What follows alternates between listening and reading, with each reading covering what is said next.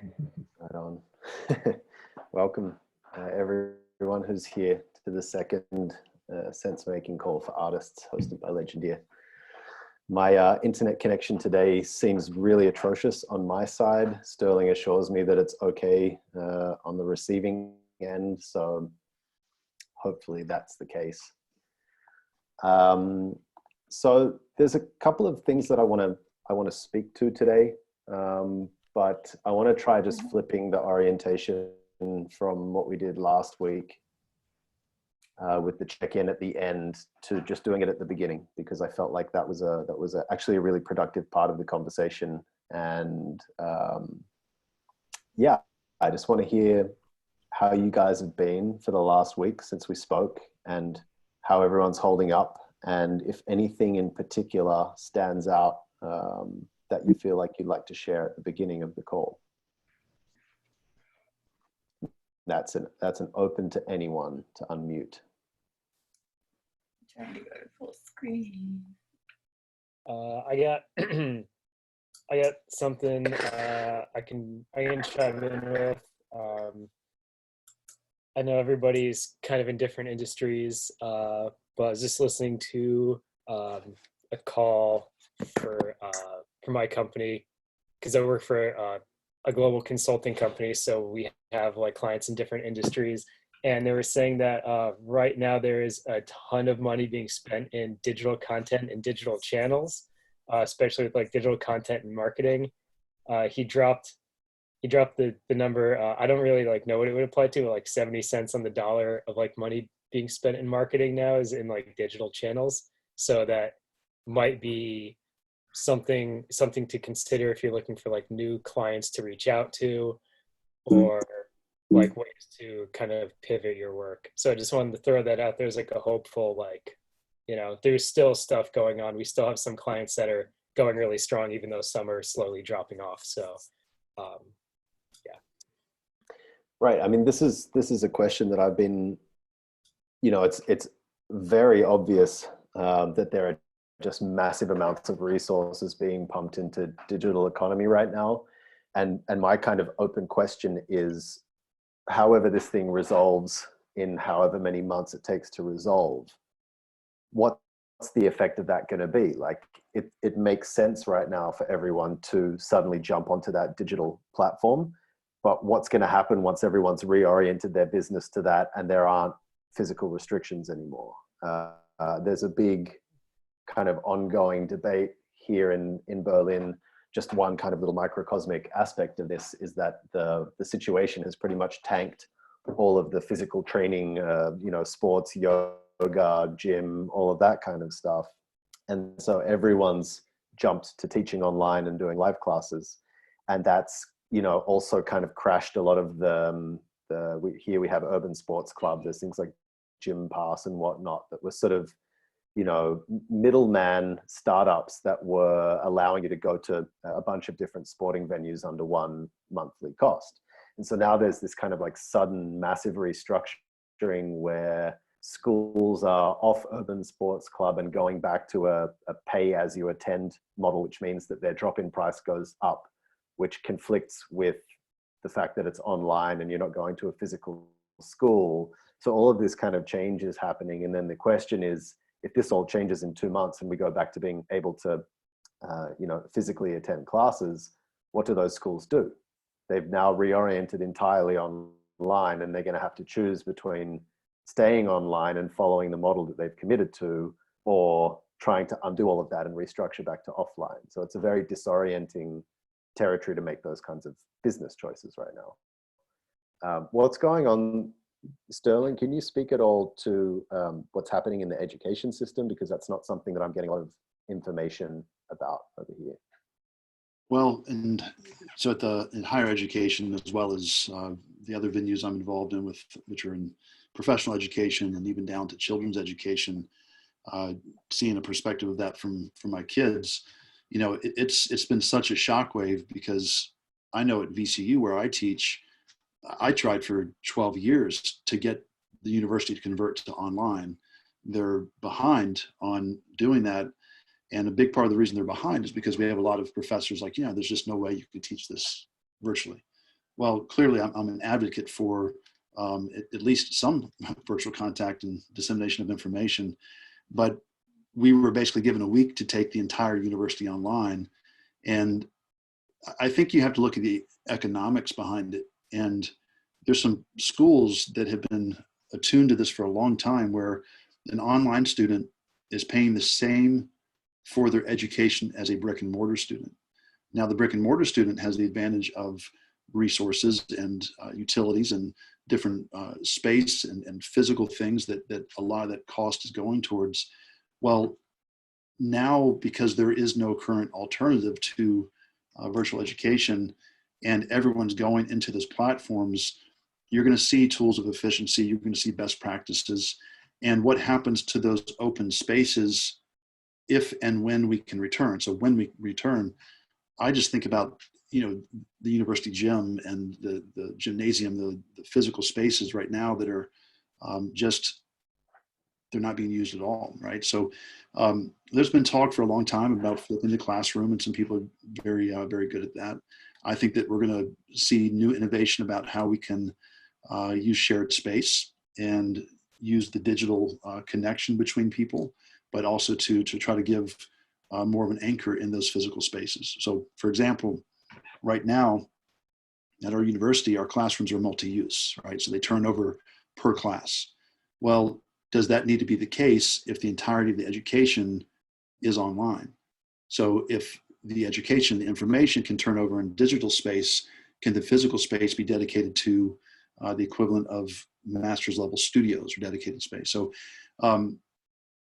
it's definitely taking its toll. I would say that I received an email today where I was up for a course release or a couple course releases to focus on my research. It's like, nope, adjunct fees cost more than what we're paying full-time faculty, because that's already a guaranteed salary that they have to pay. So that course release is no longer there, which means the adjunct roles are not going to be there, right? So there is going to be a cause and effect in the squeezing that happens.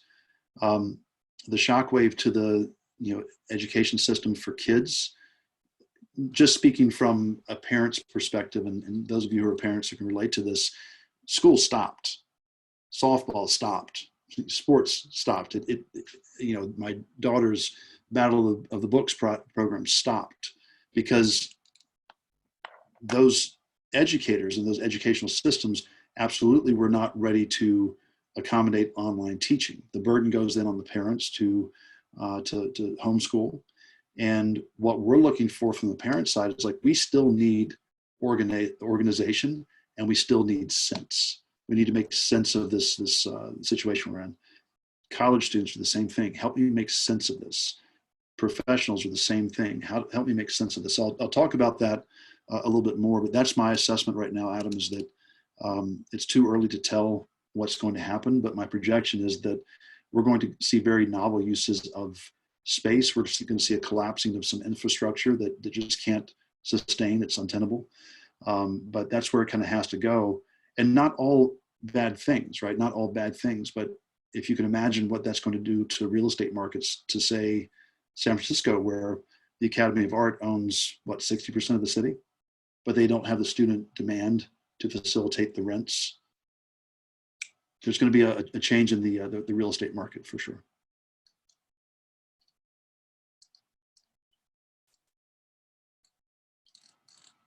So Steve, thank you for that. I think that if I'm to spin off of what you said, there is a lot of opportunity and strategy going into how do we continue to progress? How do we continue to make things? And I think that is where we're all at right now. And I think even as artists, the question is, why do we continue to make things? Right? I don't know if you all feel that in your studio, but if we're in industries that are easily cast aside, say, well, those are unnecessary. How do we find that trajectory and that belief system and that function where we move from what we've been doing, oftentimes in the realm of entertainment, which is a want, not a need, into the realm of the need? And I think that that's a huge part of what I've been dealing with over the weekend. If I can jump into this, I don't intend to lecture or talk, but until someone else wants to jump in, I will chat. Heather, you're there. Let me take your. Yeah, Heather, absolutely right. She said universities are slammed on funding from a loss of international students, and that was a huge markup in cost at the university level. In-state students pay in-state tuition. Out-of-state students at my state-supported university pay a much higher rate. I'm certain that's true everywhere. But yeah, then you've got facilities as far as the dorms and housing, meals, everything else, right? So entire systems are being disrupted right now. But what I found myself in this weekend was I got a call for this 3D printing that we're proposing to the Department of Surgery. So I'll frame it a different way, start a different way. We collectively are moving from the economy of the want for the short term into the economy of the need right now. And Steve, what you're seeing, and Adam, what you said, is that there are a lot of people entering this space who have no idea how to function in this space, right?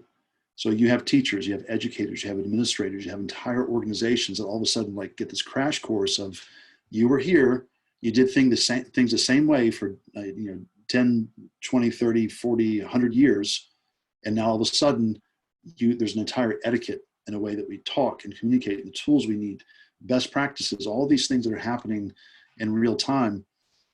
I think that there is a tremendous opportunity if you're willing to pivot as an artist, as people who already function and occupy community spaces and tools that are virtual and digital, and we're used to this oftentimes, to help people organize and make sense out of those things.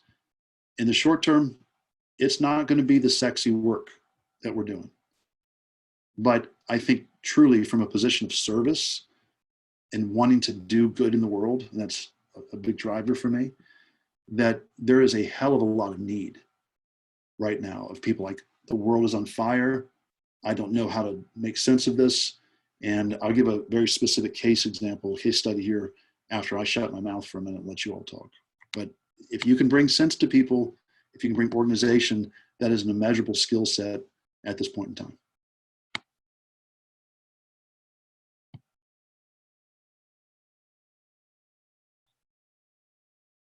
I'll give a different, experience from what I've heard thus far, and I'm going to try really, really hard to get through without crying. So excuse me. I have been working in the hospitality industry pretty much since I've been in the workforce, since I was like 15. It's provided a fantastic amount of balance for me through my art practice and just as a person. And I'm living in Portland, Maine right now, where there is a huge hospitality industry. And that completely collapsed. The unemployment offices are unresponsive. They added some legislation to try and help people have access to more money quicker. And through that legislative changeover, there are a ton of people that fell through the cracks. And I'm one of those people. And so there are a ton of us who are not getting unemployment, even though we're totally, it's sort of our right to get that. And there's a lot of talk of where the money in the stimulus bill is going to go. And there's a lot of talk of how the hospitality industry is going to be completely left out of that. As far as art making goes, I was totally dependent on resources in community spaces. I would use scanners and printers in the library. I would go to shows and show around town. I'm very uncomfortable with digital media. I'm very uncomfortable with Zoom in and of itself is just like very strange to me. And staring at a screen is something that is against my nature. I'm a very tactile person. I'm a humanist. I like person-to-person contact, both verbally and physically. And my world is absolutely rocked. And I'm sure that a lot of other people feel that way. And I know that I'm not like special in that. I hope that I'm like speaking for a larger group of people, but I yeah, I feel the world on fire. Julie, thank you. Thank you for sharing that. And I'm really sorry that you're in such uncharted and unstable territory right now. It's a big part of the reason why we want to have these conversations is, can we align resources? Can we assist in any way? And sometimes just assisting is just having a forum where we have people that we know and some that we don't, where we get to share our stories. So part of what Adam and I are trying to do in these sense-making calls is just to see what everybody's actual situation is, right? And, you know, when you're dealing with survival, like true survival, figuring out where you're going to get food and how you're going to keep the power on and shelter over your head, the last thing that you're talking about and thinking about is art and creativity, right? So we're going to continue to try to dig and see where we can point efforts. And I understand what you're saying about being a humanist and being tactile. I've fought technology. It is the limitation that we have right now. And that's the part of this that's the cold, sobering fact. It's a tool that we have. It is not ideal. It is not forever, but it is what we have at the moment. So there's going to be an adjustment period for that, for sure. Is anyone else in a similar situation where they were in hospitality or they were in businesses and industries that were directly connected to engaging with people in person? Seeing some nods here. Luke, I know you spoke about that last time, of course.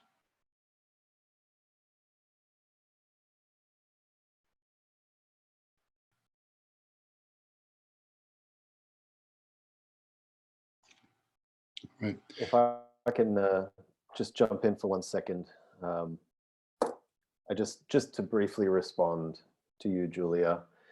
I've lost you. I can't see you on screen, but I trust you're there. Something that I've seen just in my own sphere of people that I'm engaging with in the last week, and especially in the last 2 or 3 days, it's something that's coming through really strongly, is exactly this thing that you're speaking to, where people are saying, I am a tactile, human-centric person, and this digital medium is not only uncomfortable because it's a learning curve or whatever, but it actually feels not in line with my nature. And it feels like what I'm hearing in that regard is not just a kind of a coincidence or a certain demographic of person that I happen to be interacting with. It feels like something that's kind of bubbling up in a lot of people, which is that this sudden compression into a digital environment is bringing out a resistance that I think we all felt, and we definitely felt it in the inception of Legendeer, and in this kind of overly virtual, vicarious experience that we were responding to by creating a philosophy of embedding back into the physical world. But now it's so heightened that even people that just had a kind of inkling of that, it's really bubbling to the surface. And I think Alan also said in the sidebar that for him, the best thing that he's been able to do is to not find the want to contribute paralyzing, and presumably in this online environment. So I think that there's, alongside everything else that is happening, I think that there's an emergent challenge here, which is the preservation of the physical human experience is clearly important, because it's what's coming up in us naturally, and it's where the tension point is. So how, if we assume that some element of this shift to a digital economy is going to persist, then the challenge may be, what is that human element? How do we define that? And how do we bring that, can we bring that into the digital space? Or can we bring its interaction into a sharper focus against that digital space. And that's, you know, maybe something that plays out on an institutional level, as Sterling said, where you see a separation of the classroom dropping back to a digital arena, and the physical spaces become even more well-equipped physically. So I can see that happening on an institutional level, where there's an increased focus on the importance of materiality, equipment, interaction, collaboration in those physical spaces that kind of balances out the digitalness of the intellectual side of learning. But how does that play out on a person-to-person level is potentially one of the most important sense-making challenges right now. So I hope that you can, in your situation, find a way to stick with that question, even as you're sticking with the questions of survival and day-to-day living, because we need people to carry that energy into the digital space. Adam, may I add a few things to that? Of course. It's not going to be an answer people are looking for, because there aren't any right now, but two things that could help. I'm a problem solver. I like to do things when I'm stressed out, and I'm pretty stressed out right now. So maybe some of my problem solving will help. One thing I've found, because I'm also definitely a person-to-person kind of girl, I don't love digital, but I found phone calls, whether that's with video chat or not, with friends I haven't spoken to in a long time, have really helped. It's like kind of counting your blessings. Like, I just haven't talked to some of these people in years. And so it's been something. It's not enough, but it's something. And then the second thing is, to people who are feeling like they want to help and they're feeling impotent, which I'm definitely feeling right now. The only thing I have to offer is that every day I don't go out, I save a medical professional and perhaps a grocery person, and I know some of you are working that job too, from getting sick. And it's a small contribution, but it is critical. And so if you're feeling like, wow, I'm just doing nothing at all to help and I want to help, just staying home actually helps. And it is a desperate situation for people who are on the front lines. So try to focus on that if you're feeling otherwise just totally helpless. And maybe it'll be a little bit of something you can grab onto. That's all I wanted to add. Can I ask a question? Yeah, look, guys, just to let you know, these are not lectures. We're having a conversation with friends here, and we're Totally. Yeah, please. I understand the digital space can be one that is definitely overwhelming and intimidating at times. And just to give a little background about myself, I studied illustration at the Academy of Art in San Francisco. And then initially it was animation, and I went to illustration and got my first job in the video game sector, and worked in the industry for about 7 years. And noticed my work at some point was being outsourced overseas, and I had to make a change in terms of career. Now, by heart, I'm an illustrator and I'm trying to find my voice, but by profession, I'm a product designer and I work in the tech industry. So I'm fortunate right now where I haven't been too impacted in terms of what's going on in the world, but it has impacted me in other ways where, you know, I work best when I'm in the office and face to face with people. The question I'm trying to understand in terms of the digital aspect of it is, and this is just purely to understand, is what intimidates people of the digital side of things? Because if you really can attribute it, when you learn a new skill set like drawing or painting, and then even painting has its own entities between, like, if you want to learn oil or gouache or acrylics or mixed media, like there's all these different processes, and there's always that learning curve of trying to do something new. What is intimidating from the digital side of things that people are afraid to kind of jump into? Because we all have smartphones, we're all connected through Facebook. You know, I know Julia mentioned Zoom. You're not alone about Zoom. Zoom really sucks from the product's experience side. It's very complicated. It's not the best experience. But I'm sure we all have Instagram, and that's kind of easy, where people could upload their artwork and be familiar with it. So I guess the idea is it the idea of using digital tools like Photoshop overwhelming, or is it the cost of it? Because I think we could attribute as an artist or as an illustrator the understanding and fundamentals of what it takes to learn something new. You could also apply that to the digital side of things and learn how to adapt in terms of like finding your market space with your still voice and identity behind who you are as an artist, but using digital means to kind of tell your story that way. So I guess my question is, what is about the digital format that kind of overwhelms people or kind of scares people? I'll definitely jump in there. Oh, sorry, Imogen, did you want to? Oh, I was just thinking like, hey, after getting away from art for many years, I got my BA in illustration, and then spent several years away from art in a survival situation where I didn't have like the emotional or actual time to do any art or any energy to give to it. And so it's only been the last year or so I've been educating myself, and I was familiar with digital and familiar with traditional as well. And I think that as I've gotten back into it, it's been harder to get into digital because I do crave that tactility, and I crave the feedback you get and that real time, like, oh, I pushed harder, I got this.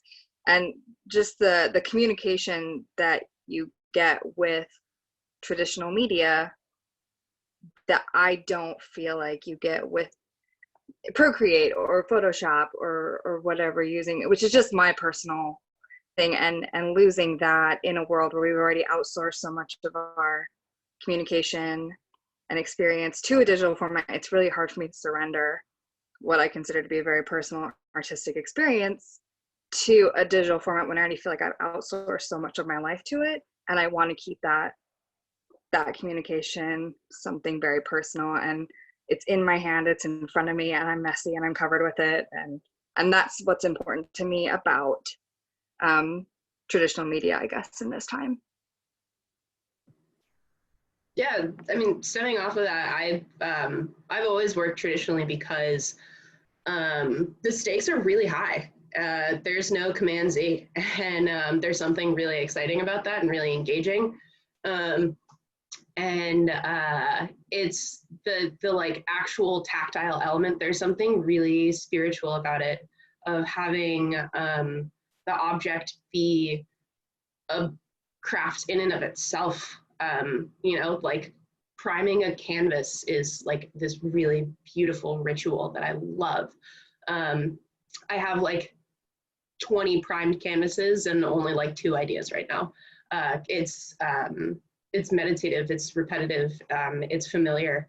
And it's not to say that digital can't become that, but just like touching metal versus touching canvas is, I mean, you can't compare them. And as I think for me, the digital spaces right now, they don't provide the escape that a studio does, that, you know, like a studio space that you even share with other people. Like there's a certain energy and I don't know, I guess a vibe, but it's just, there's, especially with something global happening right now, where like you log online and there is not a single space online that is not talking about it.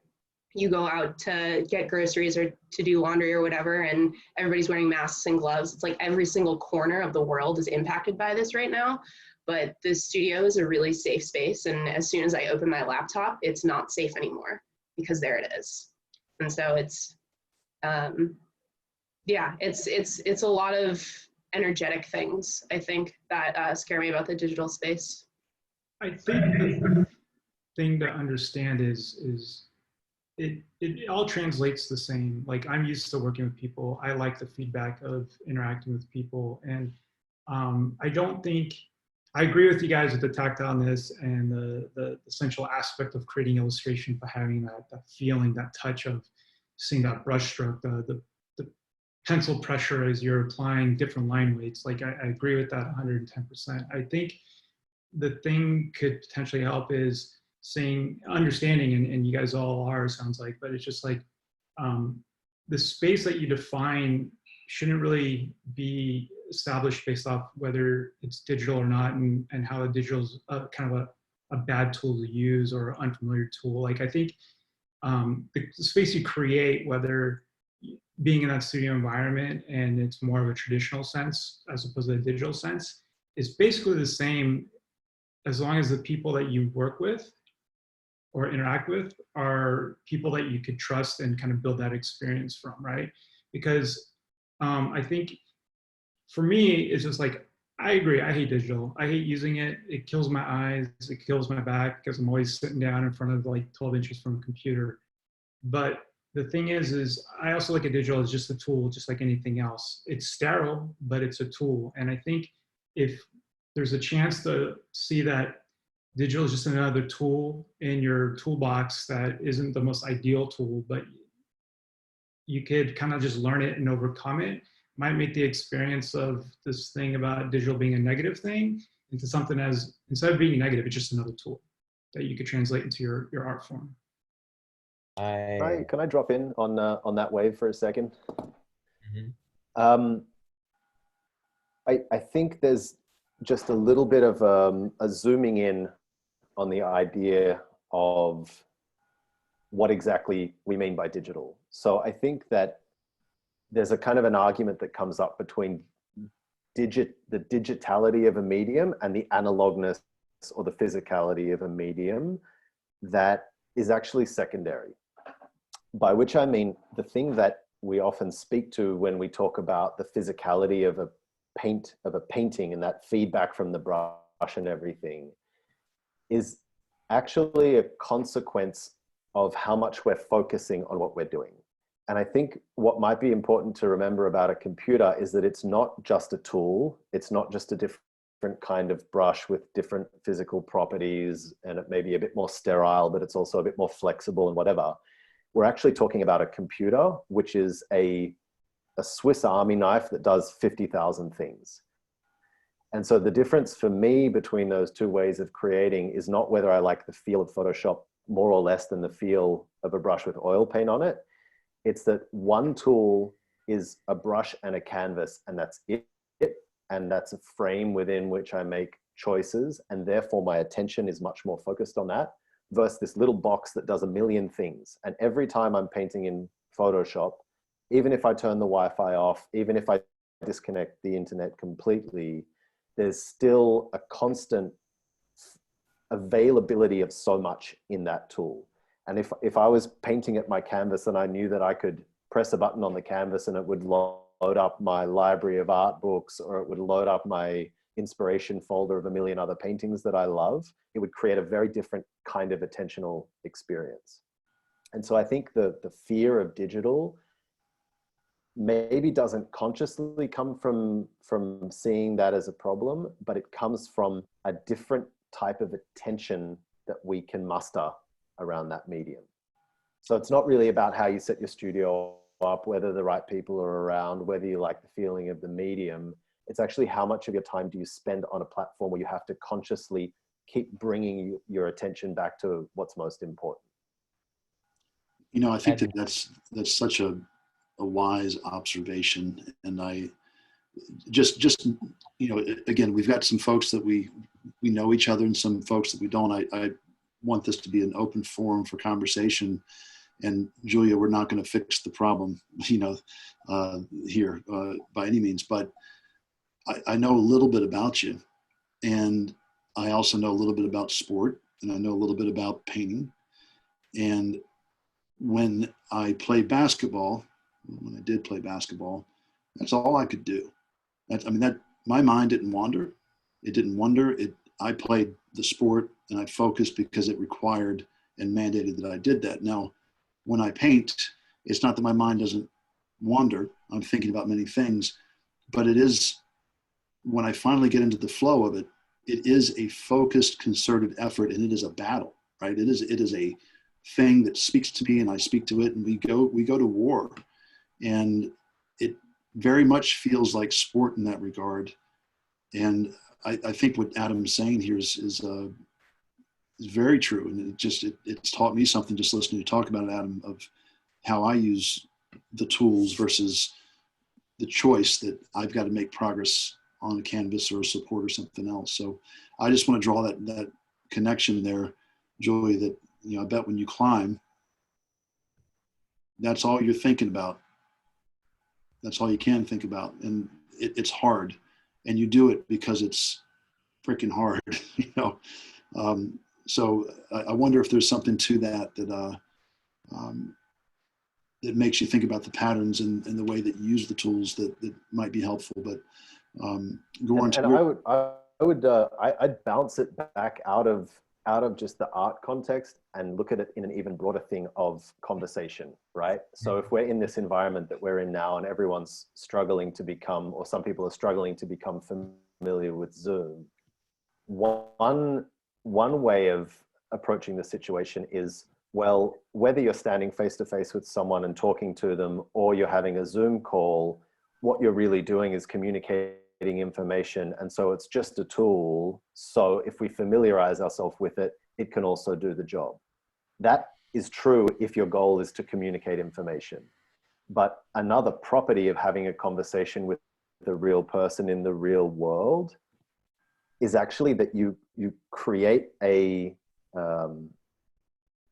weighted important situation of importance where you're acknowledging the other person and they're acknowledging you, and you're defining a space within which your attention is focused on them. And so the outcome of that conversation is not just the information that you exchange in that conversation.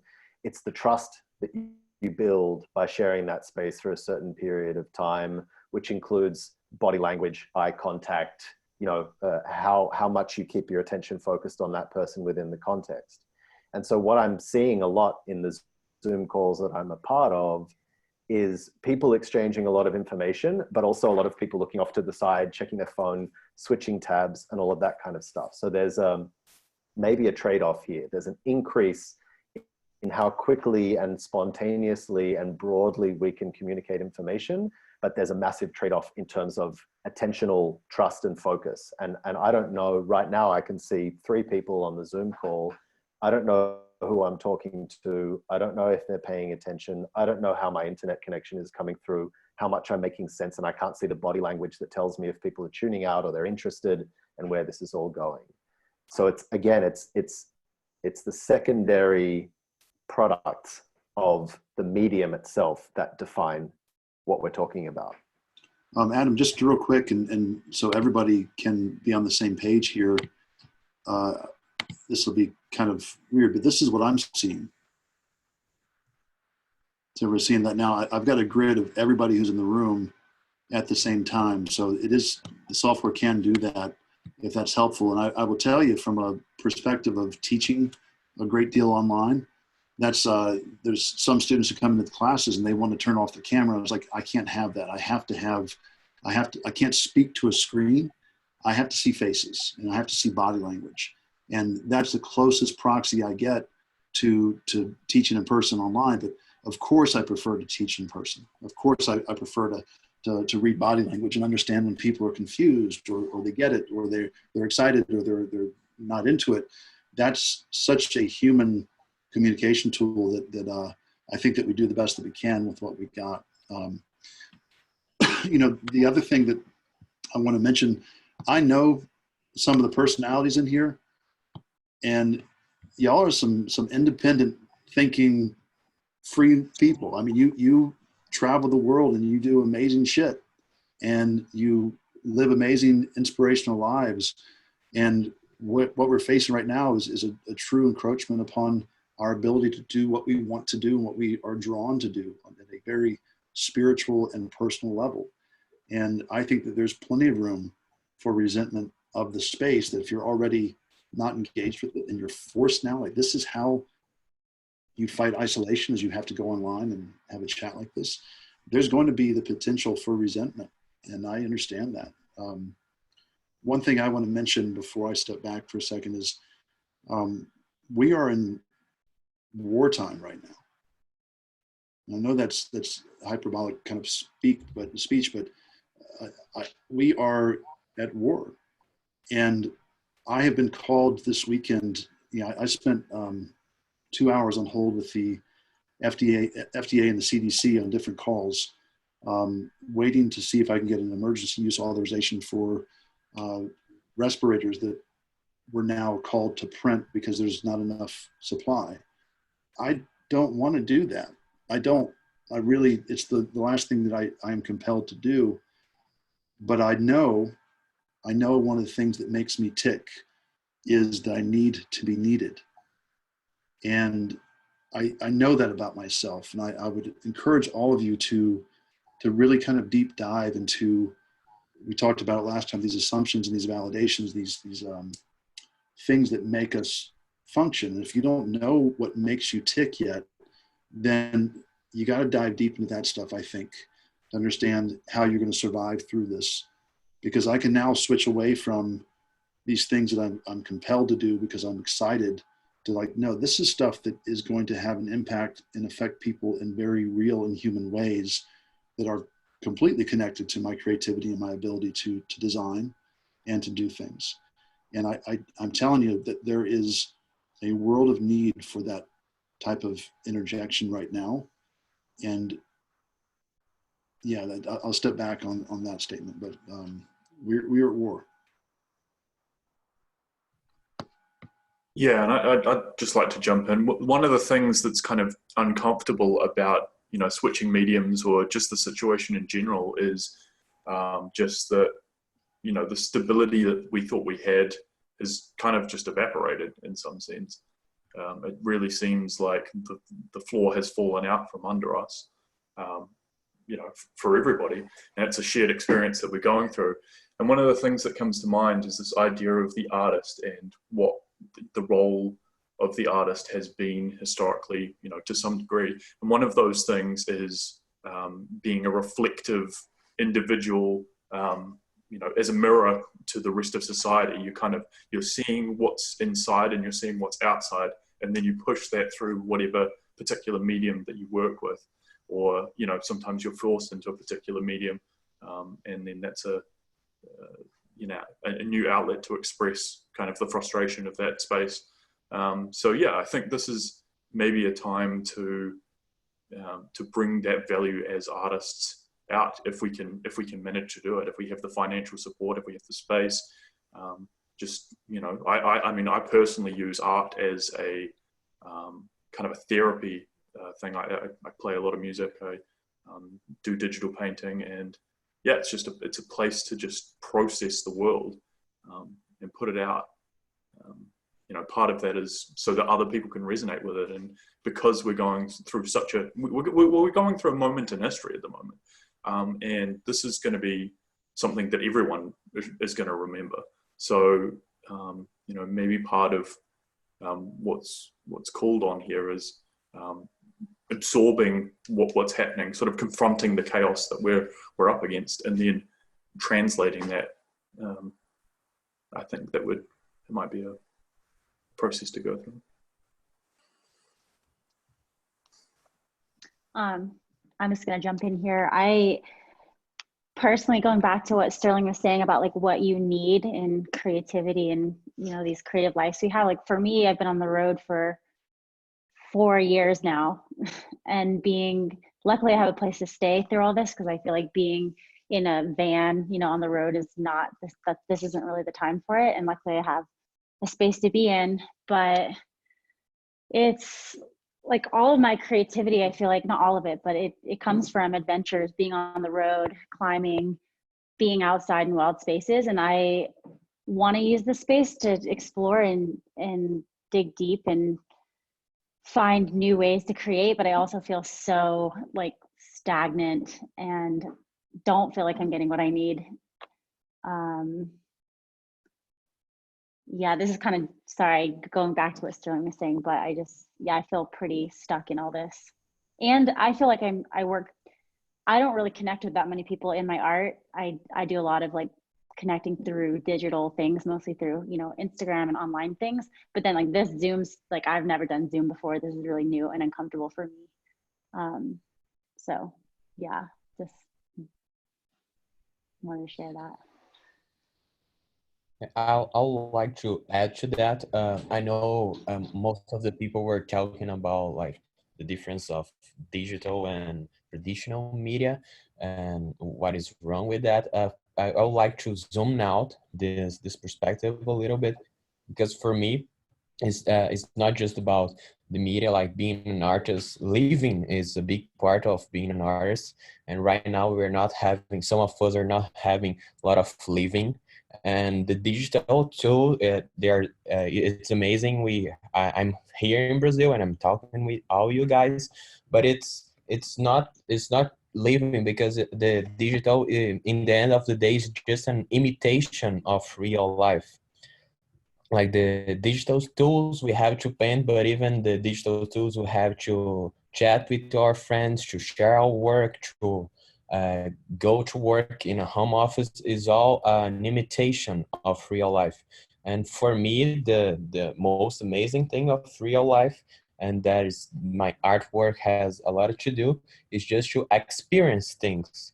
And the digital board, it is limited just because it's created by us.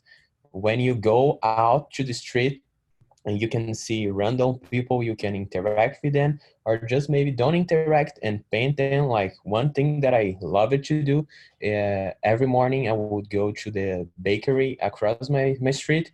I would sit there and I would draw for 1 hour, and I would interact with the waiters, and I would draw people that were there having breakfast without their knowing or they knowing. But I like it because it was random and because it was live.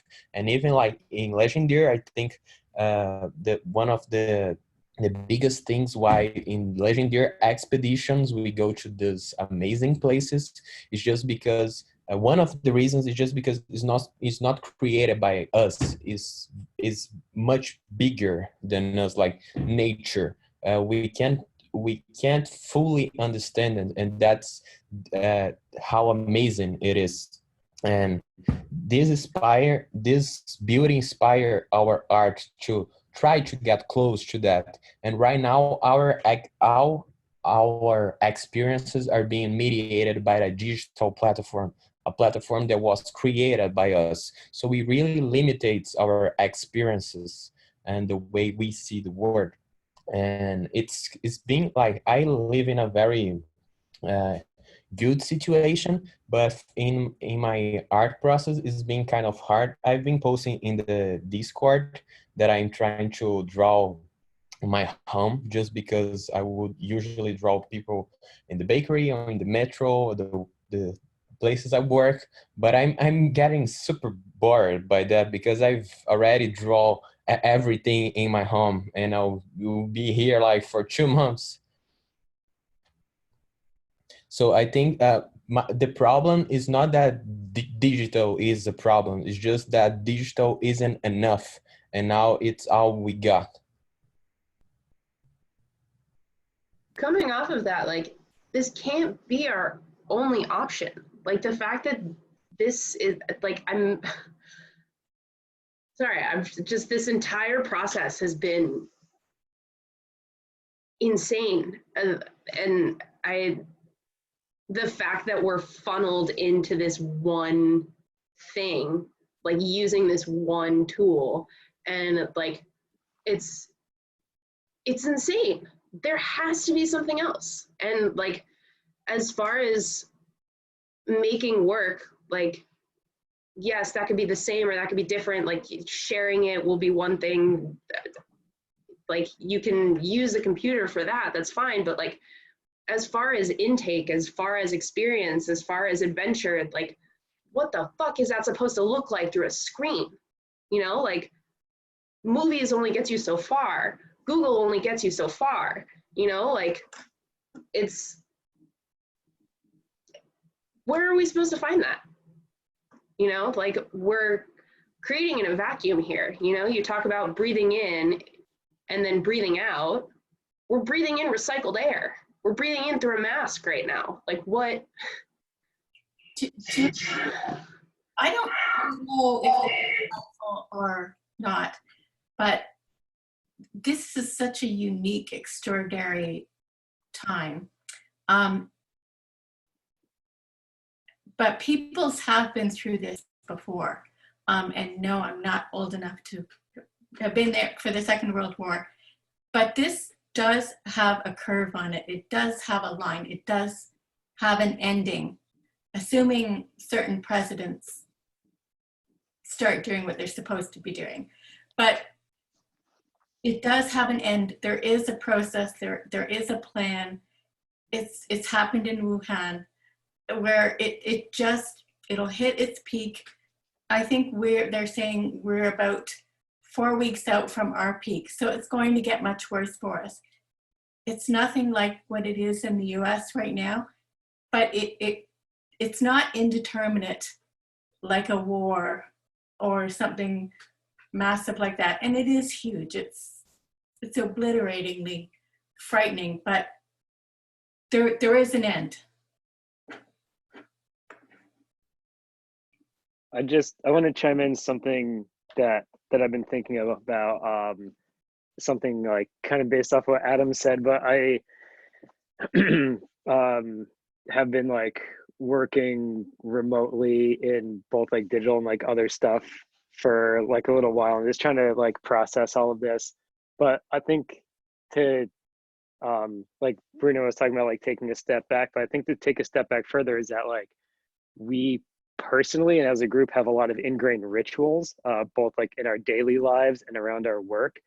And you know, like San Francisco was the first place to do like a really major shelter in place order, and they acknowledge that it is going to be and is designed to be major socially disruptive.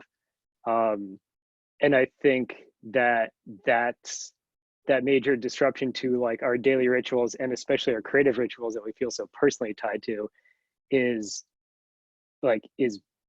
huge. Like that's, so what I guess what I'm thinking about is like, you know, like reflecting for yourself, like how do you create new rituals? How do you create new rituals in your life? How do you create new rituals for your work? I agree that opening up a screen is like paralyzing. I've actually made my phone black and white because I read that if there's no color, there's less of an emotional connection to it. And I don't know if either that or placebos help me stay off of Reddit and Instagram. I've also been trying to go outside and just draw clouds for like 30 minutes a day, just because when they announced the shelter in place, I was like freaking out. Like my anxiety was through the roof. I was starting to lose it. Like I went upstairs, fortunate enough to not officially have access to the roof of my building, but I went up there and I was like, okay, like the buildings are still there. The clouds are still there. I don't hear any sirens. I don't hear any gunshots. Like nothing major has happened yet. And then just sat down and drew some clouds and like, that's it. And that's like my daily ritual of like trying to disconnect and trying to like not look at stuff. So I guess what I'm saying is that like those things may not work for you. But even certain things like set a timer for 30 minutes, bombard yourself with all the news you need to keep yourself updated. When that 30 minutes is done, don't look at it for the rest of the day and know that you did something and you were like, you know, on the up and up. But I guess like trying to do that, like, I guess they call them like productivity hacks or brain hacks, but trying to like game the way that you know that your brain works to try and do that. It's difficult and it's tough and it really sucks, but I hope that helps somebody. You guys are describing grief. Everyone who's upset and talking, which is totally normal, but you're all describing grief. And it might help to look at some rituals that people use in everyday life for grief. Grief and trauma, there are two different things there. What I'm hearing is grief, but what we're all collectively going through is trauma. So it's useful to get informed about what that does to your brain and what you're suffering from. And I'm not gonna use that word. This is different than a personal tragedy.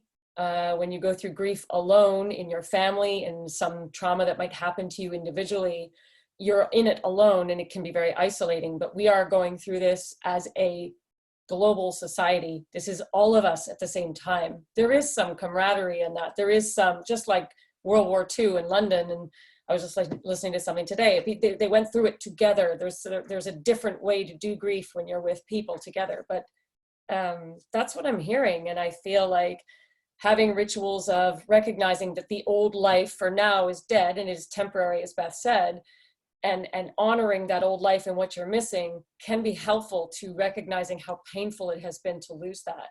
I don't want to get preachy.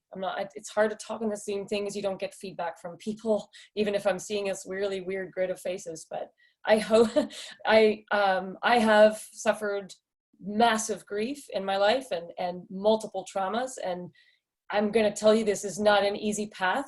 It gets personal for me, but I'm also going to tell you there are so many resources out there to help take a path through that is healthy for your brain that wants to heal right now. It's okay to feel pain. It's okay to freak out. It's okay to feel frustrated. Everything that people have been saying is perfectly natural, but to stew in it probably is less than okay for your own mental health. So as I hear people talking about grief, and I recognize the work I've had to do to get whole in life, I feel like we all are going to have to look to those resources. So if you're going through it, know that there's a way your brain is trying to heal, and that there are some things you can do. You don't like online, it's okay, but at least they have lots of things on Google about grief and trauma. So you can at least Google that and take some real steps to do that. And I love, Steve, what you said about drawing clouds. Like, let me refocus the brain. I use action and sports and physical activity to refocus my brain, like Sterling, the basketball thing. I do that to extreme levels so that I don't think. I don't want to think about anything. So I push my body to an extreme level so I don't have to. Or I do that in art. I paint so that I don't have to. I can just go straight into that world. But you have to find out what works for you, because everybody has their thing that they can do that gets rid of that high level of anxiety that takes over your brain and just you can't function. Julia, you have to be able to get outside. You are an outdoor person. So I don't know what shelter in place looks like for you, but for me, I get up at 5:30 in the morning and I go to Fort Funston. They can't lock down the park for everybody. And there's nobody there at 5:30 in the morning. It's me, my dog, and it's dark. So whatever that's going to take for you, please take advantage of it. It's out there. Well, I wanted to chime in. I'm Sarah, for those of you who don't know me. I think what you were saying about you have to feel the trauma and the grief, I think that's really important. I think the more we ignore the way we feel, the worse it's going to be, because you really have to acknowledge like what you're feeling. But I just wanted to chime in because I am currently in an urban gardening program. Unfortunately, we can't meet in person like we intended to, but we're doing these Zoom chats every Wednesday night, and it's been really helpful. And one of the things that we've been doing as a group is we're all collectively reading a book that's called Emergent Strategies. And this book is talking about, basically, it talks about human society and like biomimicry, and it talks about the way that smaller patterns reflect in like the larger patterns of the world. And so I just want to say, I heard a lot of people saying that they felt like upset because they feel like they can only connect with other people like through screens, things like that. And I just wanted to remind everyone that like you are your own person and you can connect with yourself. You're a human, you're there with yourself, so you can spend some time just like being aware of your senses, being aware of the way you're feeling, what you're thinking. Just spend that time with yourself and you can connect with yourself. You're right there. And then another thing I heard was people saying they were upset that they can't like go out and travel and go on the adventures that they like to do. So just outside your front door, parks, smaller spaces, those are smaller reflections of bigger things. It's upsetting that I can't go on some trips that I had planned that were far out, but I still can do smaller things that are in some ways a reflection of those larger things. And if I just focus on the way they remind me of other things, it's just another way to experience that type of thing. Sarah, it's great to see you, and thank you for those words as well. I've got to step out to dinner. I'm going to leave you all with some thoughts here and maybe a little bit of a framework. And I'm not ending the meeting. You all stay in here as long as you want. Every time I'm in a volatile situation, the first thing I have to do is I have to take stock of the limits and the boundaries. And I go through this exercise where I play it out to the end.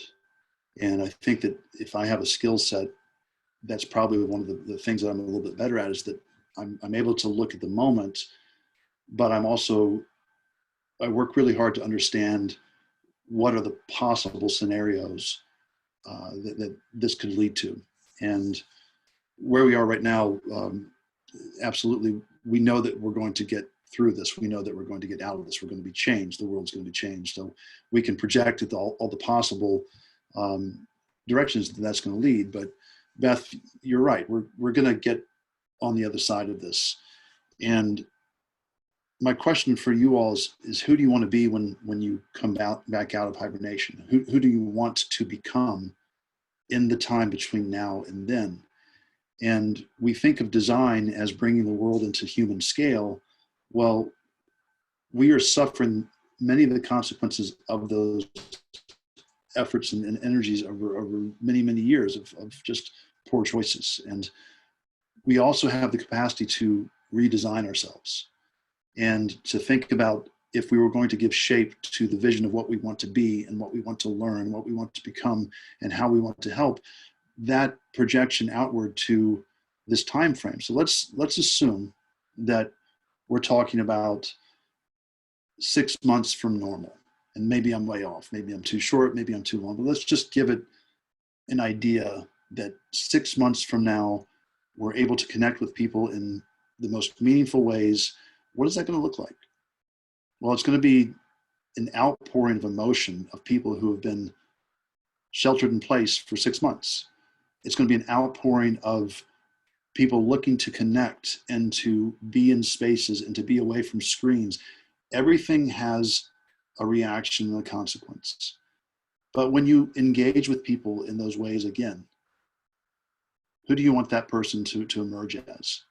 And that, I hope, puts together a lot of thinking and internal reflection, as Sarah's talking about, of, okay, that's the limit, that's the time limit. What's the space limit? Well, the space limit is going to be confined to our immediate place where we live. It's going to be confined to local parks for the short term. That might change as well. But we know those things are given, so it doesn't do us any service or any good to lament those things, right? We can't be in a place where we say, well, I hate where I am. You are where you are. I hate that it's going to take this long. It's going to take that long. And once you take those things as a given, then you can start moving with a bit of intentionality with those other resources. Now, what tools do you have? What story are you trying to tell? Where are you trying to connect that story? Because ultimately your power and your ability to connect across time and space to other human beings through emotion and the things that you make and the things that you create is exactly why we're all artists in the first place. So that's my thoughts for what it's worth. And I would challenge you all to take stock of those true limits that you have and what are perceived limits. And those things are not always the same thing. So I'm going to go eat dinner with my family. I miss you all that I know, and I appreciate the dialogue. It's very honest. It's very real. Julia, I wish I could reach out and give you a hug.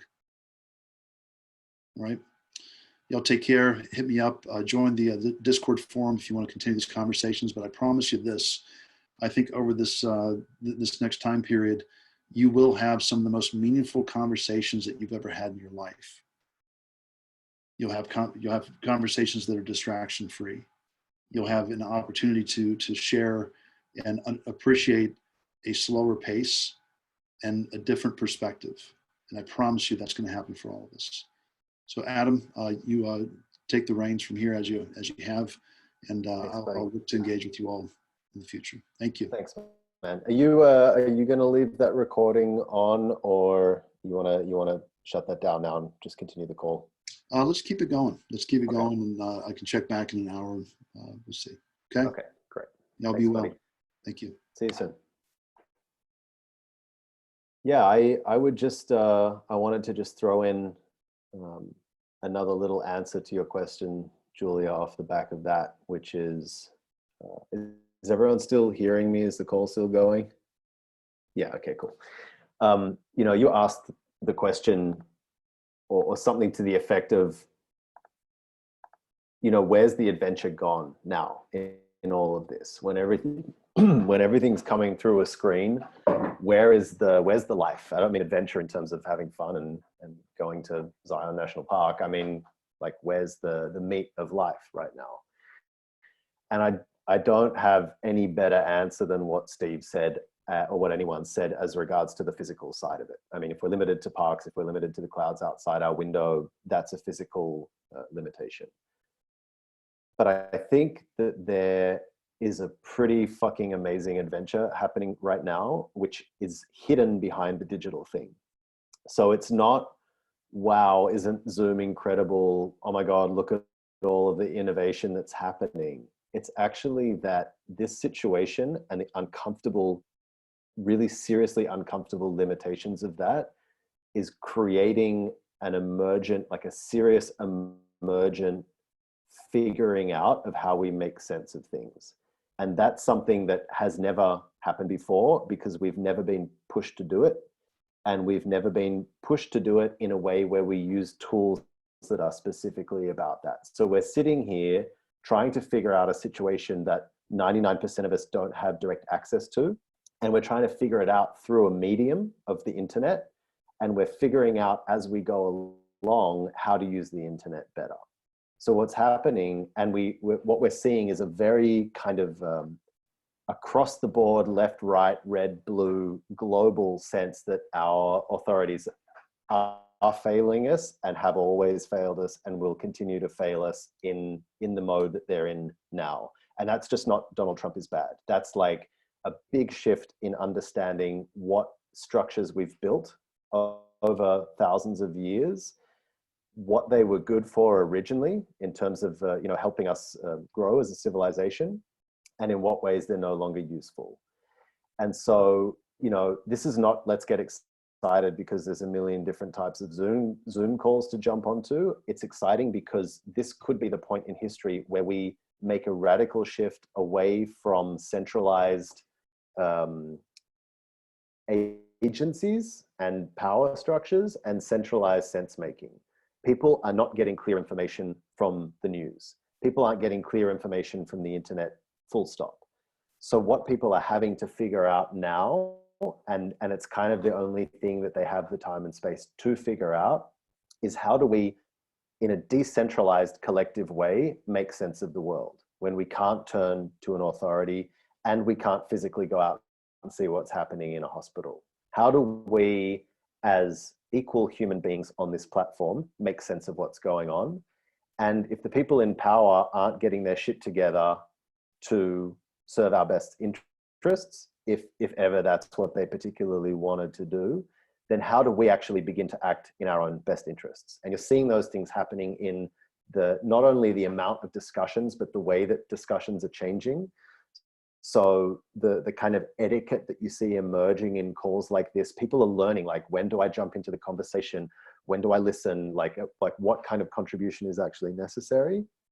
And then you're seeing people taking responsibility for making things happen, whether that's developing a vaccine or figuring out statistics, getting information, but they're doing it responsibly because they've got 50,000 other people watching them do it and holding them accountable to that. So I would say the adventure, as much as we're going to miss the physical and the human element right now, there's a massive adventure in consciousness happening. And it might be ugly because we're seeing it through shitty stuff like Zoom, but I think it's there. And whatever way you access that, it doesn't have to be intellectually, it doesn't have to be through reading, Medium articles.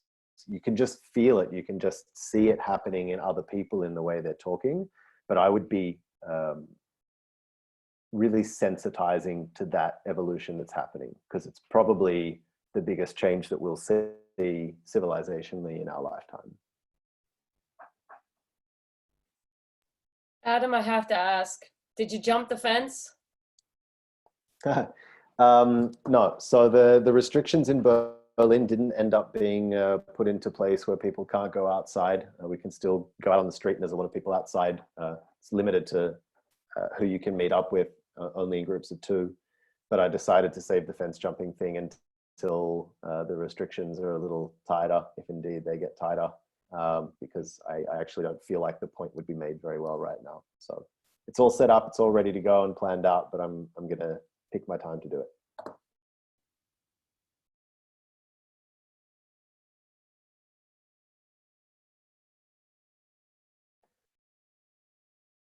So Julia, maybe do you want to, I don't know, like how's all of that sitting with you? You just got like 15 answers to your question. Yeah, I Did any of apologize them for.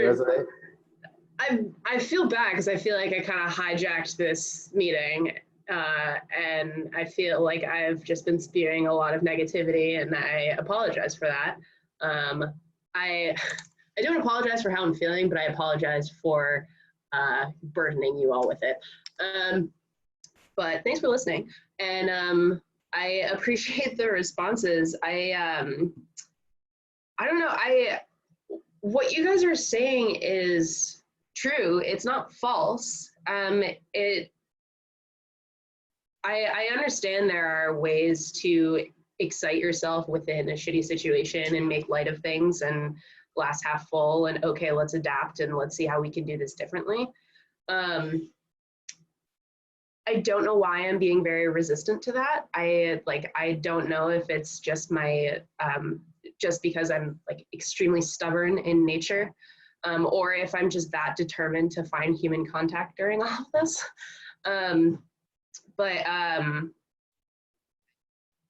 Yeah, I don't know. It's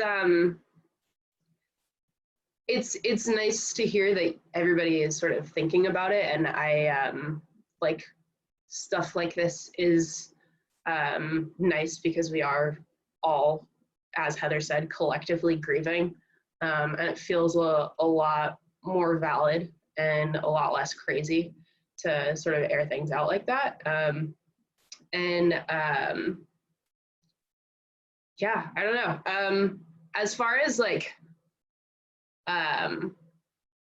content creating off of something other than a screen or experiences that are beyond your borders, I don't know how to logistically pull this off, so maybe people can jump in and I don't give some ideas, but I don't live near any of my friends from college.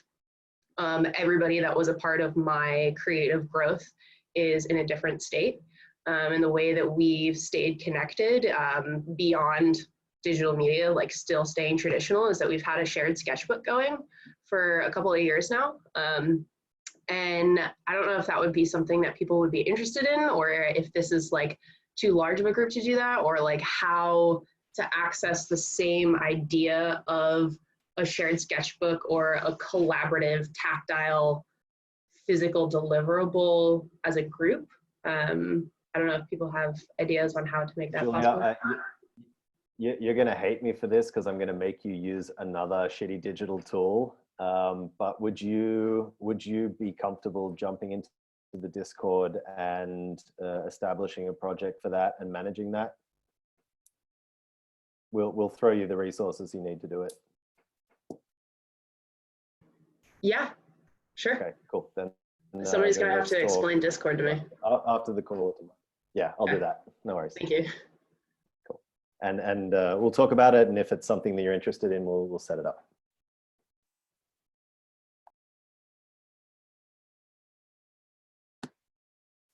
Hey, I thought I would just introduce myself. I don't think I've met any of you in person. I definitely look forward to coming out to a Legendeer event in the future. But I'm an artist in Calgary, Alberta, Canada.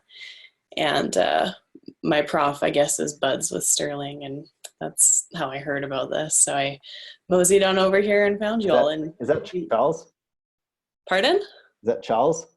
Yeah, Charles Bell. Okay. Nice. Yeah. I guess I'll just share a couple thoughts. I ironically, before this happened, was working on a body of work.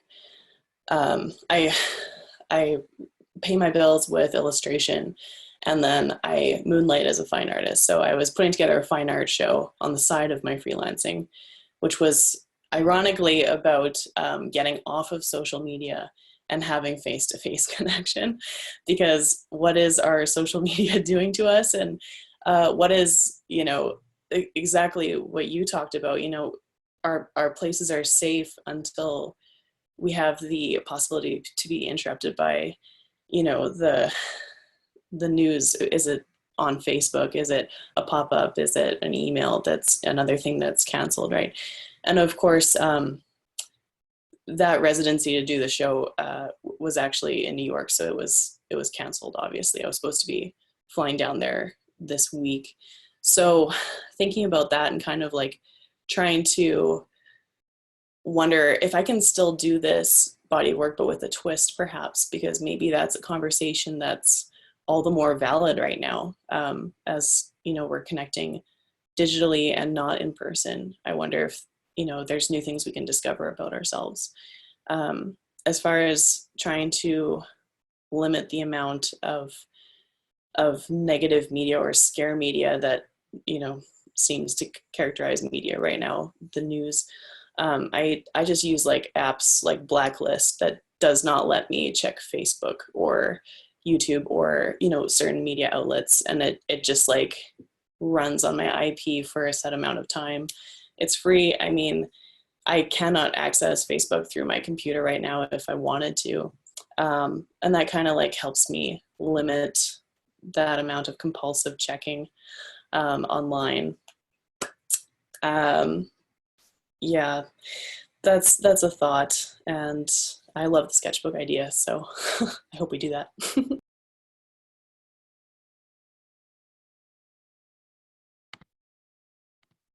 Hi, you guys. My name is Jordan, and this is Iris. And just to pop in and ramble for like a minute on what I've been up to. And even since the last call last week, I'm thinking about how when I was pregnant with her, I had all this time and I never painted. And then all of a sudden, just becoming a mom, I feel like I live in these small windows of when she's napping, basically. And I feel like my life is just filled with limitations, in a good way, in a fun way. And I recently found a space. It's kind of a long story short, but found a way to create in a space outside of my home. And like late at night after she goes to bed, I've found myself, and that's been painting. There has been an outlet. Julie, I was struck by your line of like, I haven't created, like I don't have an idea. And that helped me understand, oh, I paint right now for therapy. Like painting is like an exhale for me as a mom, because so much outpour goes into this one. But yeah, I think sort of a motto I try and live by and have lived by ever since she was born is like, where is the invitation for me in this moment? And maybe that's a tool I just feel like passing along to you guys, because we're in such a strange time. Yeah, just to ask ourselves like, where's the invitation for me, like even on the daily. But then I love this conversation that's happening because sorry, it's hard for me to I want to add, like, I think we are going to be asked as creatives, like, where is the invitation for us to solve problems on a big scale too. But thanks. Jordan, first of all, I haven't told you, congratulations. What a beautiful baby. I know I said I was leaving, but the kids were in the baths, and I ran up real quick. Julia, I have an idea for you. Okay. So I predict that mail service is going to be closed. Delivery service is going to be closed for a while. But you're a climber. What happens when you reach the top of certain peaks? What do you find up there? What do you find up there, like in a logistic sense or in a visual sense? How do climbers communicate to other climbers? Verbally. But you get up top, there's stuff, right? There's something up there. What's up there? Sometimes. You ever find an ammo box? You ever find a storage cache of people who climbed the peak, or they've left something behind? Yeah. Or a skeleton? Well, sounds like a fun adventure. What if we did something like that, where we left something in a public place? It was a bit of a geocaching with the sketchbook, and we can't share the same space with somebody else at the same time, but certainly you could have a canister of disinfectant wipes there. Someone could open it. It could be a Tupperware box or something, but we could collectively start doing that. You could use digital media to have people share something out, and it's as simple as putting a hashtag on something. But you're going to start connecting with people through drawing, through communication, through real world application of creative media. But anyways, just planting a seed. I think there's something to that earned experience for climbers when you do kind of reach the top of a pitch or something. There's something left behind, and we're in a place now where let's work with the limitations we have to try to plant seeds and leave an impact. Just an idea. Thanks.